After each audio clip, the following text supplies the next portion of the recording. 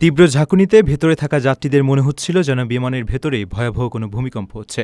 আতঙ্কে যাত্রীরা সামনের আসন শক্ত করে আঁকড়ে ধরেন, অনেকেই ভয়ে চিৎকার করতে থাকেন। সম্প্রতি এমন একটি লোমহর্ষক ঘটনার ভিডিও সামাজিক যোগাযোগ মাধ্যমে ছড়িয়ে পড়েছে, যা দেখে শিউরে উঠেছেন অনেকেই।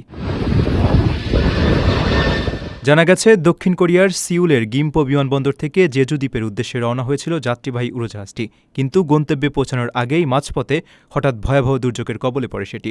জেজু অঞ্চলে বয়ে যাওয়া প্রবল ঝড়ো হওয়ার কারণে বিমানটি আকাশে মারাত্মকভাবে দুলতে শুরু করে।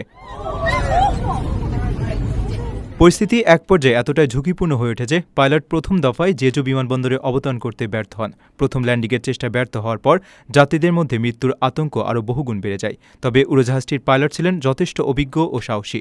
চরম বৈরী আবহাওয়া ও প্রচণ্ড বাতাসের বাধা পেরিয়ে দ্বিতীয়বারের চেষ্টায় তিনি দক্ষতার সঙ্গে বিমানটিকে জেজু বিমানবন্দরে নিরাপদে অবতরণ করতে সক্ষম হন।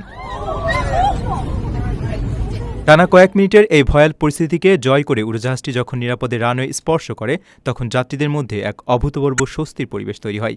জীবন বেঁচে যাওয়ার আনন্দে আতঙ্কিত যাত্রীরা সবাই একসঙ্গে হাততালি দিয়ে পাইলটকে অভিবাদন জানান এবং স্বস্তির নিঃশ্বাস ফেলেন।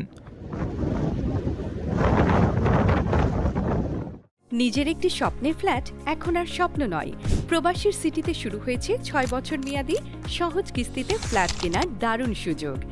এক ঠিকানায় আধুনিক জীবনযাপনের সব সুবিধা, নিরাপদ, পরিকল্পিত ও বিদেশের মতো স্মার্ট পরিবেশ। আজই বুকিং করুন আপনার পছন্দের ফ্ল্যাট আর গড়ে তুলুন নিজের স্থায়ী ঠিকানা। বিস্তারিত জানতে কল করুন স্ক্রিনে দেওয়া নাম্বারে।